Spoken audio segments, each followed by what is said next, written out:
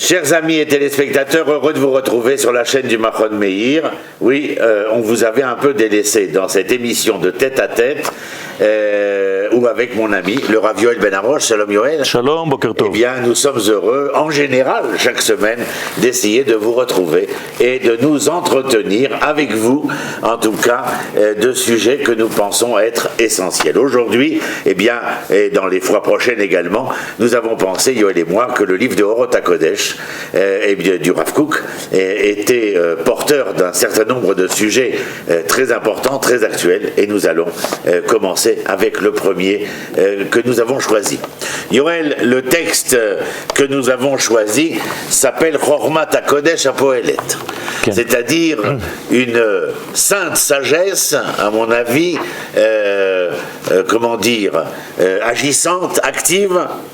Et si Chormat HaKodesh HaPoelet, c'est-à-dire que le sacré joue un rôle dans le devenir de la création, et qu'il n'est pas une création, et comme disaient nos chers amis grecs, l'Éternel se retira, mais il y a là une action intempestive, perpétuelle, du sacré au sein de la création.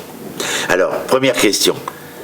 Si le sacré, le saint, le Kodesh, je ne sais pas comment toi tu vas le traduire, mais je dis Kodesh, c'est ce sacré, par rapport au séculier, le Chol. Si ce sacré est aussi sacré que nous l'affirmons, en tout cas dans le texte du Rav, et si le Kodesh vient confirmer, j'emploierai le mot Kodesh maintenant, ce que nous connaissons, ce que nous apprenons, grâce au Sechel, c'est-à-dire grâce au savoir, à l'intellect, alors quel est le rôle du Kodesh? Si l'ensemble de cette appréciation est possible par le Sechel, où intervient le Kodesh dans la proposition d'évolution de la création, de l'humanité, etc.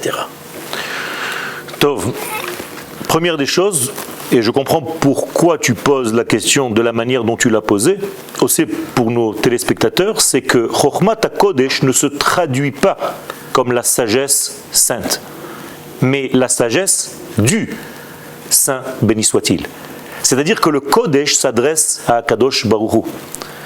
Donc Chokhmat HaKodesh, c'est ça, Chokhma à lui, et non pas la sagesse de l'homme.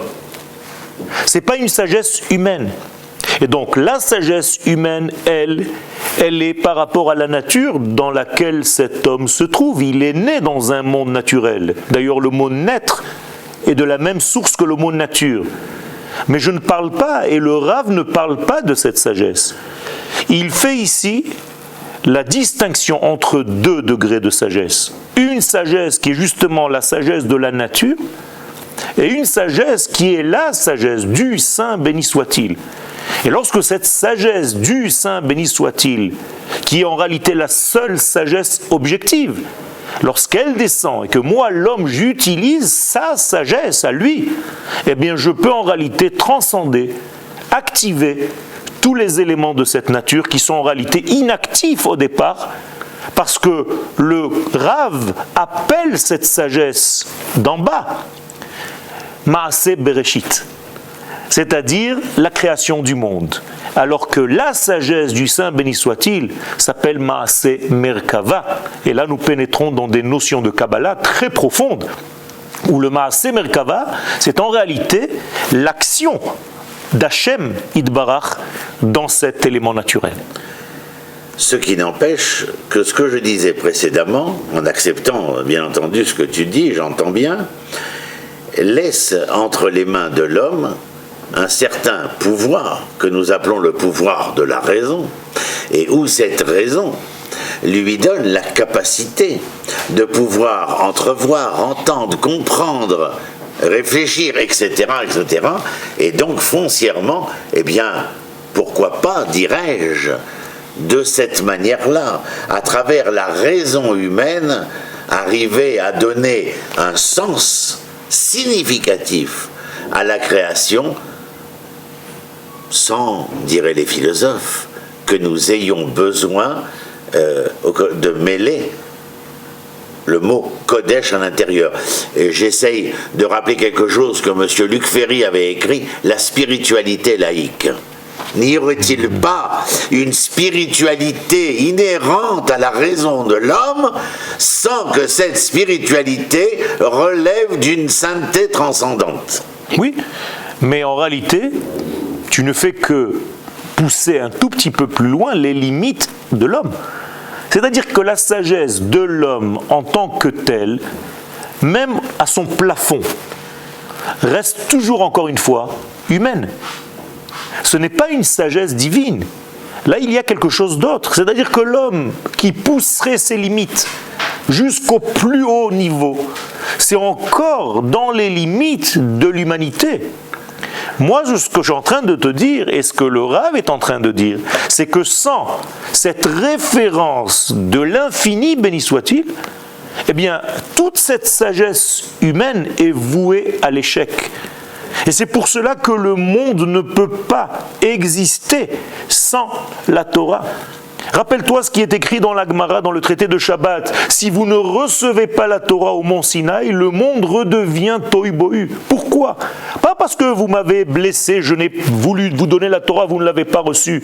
C'est parce que ce monde, sans ma Torah, sans son degré divin, est voué à l'échec, est voué au retour au tohu bohu.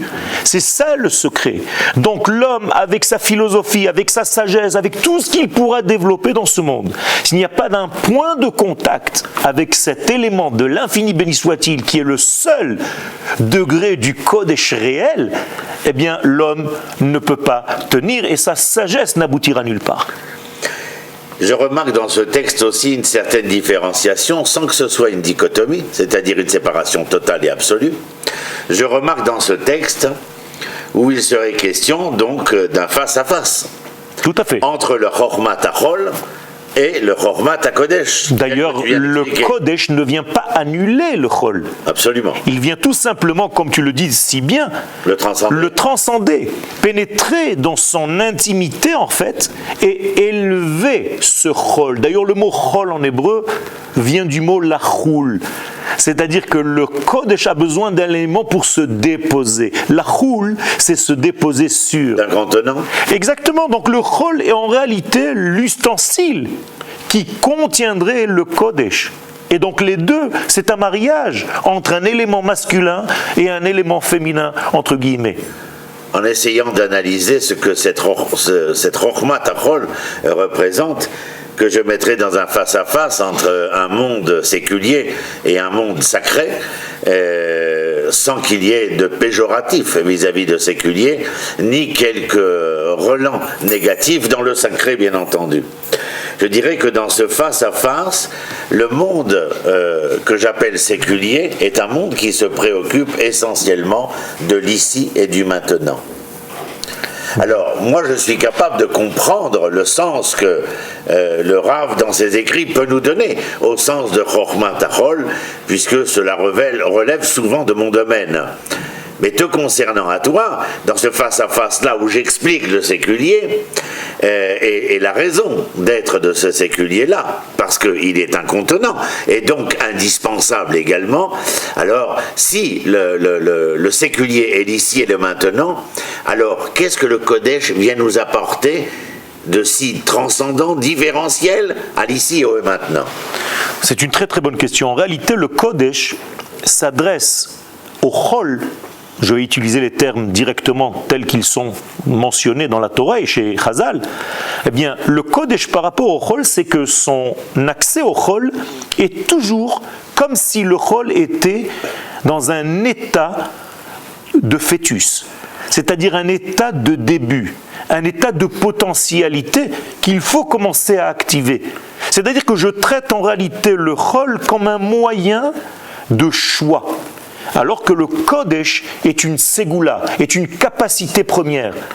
Je fais descendre cette capacité, ce Kodesh dans le Chol, et c'est le Chol qui décide à son niveau d'activer tel ou tel point de ce Kodesh et d'en faire en réalité une réalité de vie. C'est-à-dire que le Kodesh ne se révèle dans ce monde de Chol que par le choix de l'homme qui va l'activer. Pour continuer sur ce sujet, je continue à regarder le texte et les explications de texte ici, données par le Rav Sultanovitch. Cette sagesse séculière, profane, pour certains emploieront ce terme, eh bien, est à même de pouvoir illustrer de la manière la plus exacte qui soit les différentes étapes de l'évolution de la réalité. Mais à chaque fois, vouloir se concentrer sur l'ici et le maintenant de cette réalité par rapport à ce que tu as dit précédemment. Mais il y a un danger, peut-être, dirais-je, concernant une analyse qui viendrait faire de l'ici et du maintenant une finalité et non pas un moyen, et ceci viendrait d'une certaine manière vouloir, dans la compréhension de l'ici et maintenant comme une finalité, nous amener à un certain apaisement, à un certain état d'être repu, et donc de nous empêcher, peut-être, je réfléchis à haute voix, d'envisager les autres étapes qui sont à même de nous emmener vers un absolu auquel l'Éternel nous interpelle et pour lequel, eh bien, nous ne voudrions pas certainement participer, car nous voudrions nous suffire de l'instant présent, une espèce de maintenantisme. C'est pour ça que j'ai toujours des craintes à ceux qui disent la paix maintenant, le Messie maintenant, et je me rappelle que nos enfants disent même Bamba maintenant. Mais il n'y a pas de maintenant, il y a en vérité un côté infantile, disait Manitou, Rav Yehuda Léon Ashkenazi, dans le maintenantisme, parce qu'il se défait de cette évolution par palier est nécessaire, contrairement à ceux qui voudraient trouver dans l'instant présent la solution finaliste de la réalité en tant que telle. Tout à fait. Tu es en train de dire en fait clairement le fait de limiter en fait dans le maintenantisme, alors que l'infini, béni soit-il, défie les notions de temps. C'est-à-dire que le présent, le passé, le futur donnent une envergure beaucoup plus grande à chaque réflexion. Le fait de se séparer, de se déconnecter en réalité de cet infini et de s'autosuffire, eh bien ça étouffe, ça sclérose l'homme d'en bas.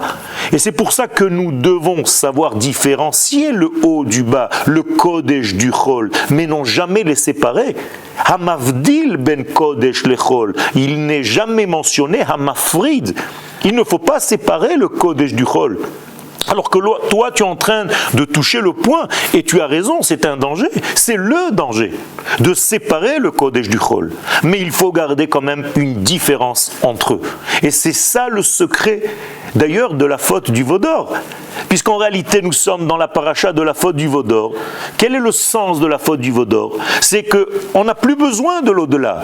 On s'est créé un Dieu d'ici bas, d'en bas, immanent. Et donc il est dans un monde circulaire. Rappelle-toi le mot Hegel qui veut dire Igoul. C'est-à-dire nous sommes dans un monde du temps. Et nous nous suffisons. Nous n'avons pas besoin de valeurs qui viennent de l'au-delà. Mais quand même, je jouerai le Candide. Et d'une certaine manière, je te dirais, mais ça fait peur. Ce qui me fait peur, ce sont les rêves, les trop grands idéaux. J'ai l'impression, comme disait Nietzsche dans le crépuscule des idoles, que de croire à trop d'idéal, à trop de rêves, à trop de transcendance, eh bien cela relèverait, comme disait Nietzsche, d'un nihilisme certain. Et cela fait peur. Alors peut-être que ce profane, ce séculier, eh bien, d'une certaine manière, est là pour nous rassurer. Et lorsque nous parlons de sacré, de sainteté, bien évidemment, cela éveille en nous une appréhension certaine. Tu as tout à fait raison, mais en réalité, ce n'est pas parce que cela fait peur que c'est faux. Je n'ai pas dit ça. Le monde n'avance et a toujours avancé que parce qu'il y avait des rêveurs. Et lorsqu'on revient à Tzion, il n'y avait rien de plus difficile que de continuer de rêver alors que nous étions dans des pogroms dans la Shoah. Lorsque Dieu revient à Tzion, nous sommes, nous, les seuls rêveurs de ce monde, car nous sommes les porteurs de l'optimisme de ce monde. Donc arrêter de rêver, c'est arrêter de guérir le monde dans lequel nous sommes. Je crois que pour cette première émission sur le Orot HaKodesh, tel que nous l'avons prévu, nous avons commencé à toucher un certain nombre de sujets essentiels comme la sainteté et le sacré, le profane, le séculier, leur rencontre face à face. Et il ne me reste plus qu'à vous dire merci d'avoir été avec nous, vous dire à la semaine prochaine sur la chaîne du Mahon Meir, et merci bien sûr au Rav Yoel Ben Arush d'avoir été avec nous et de nous permettre de poursuivre cette quête d'un savoir et d'une connaissance que nous ne pouvons délaisser. Shalom, shalom. Shalom.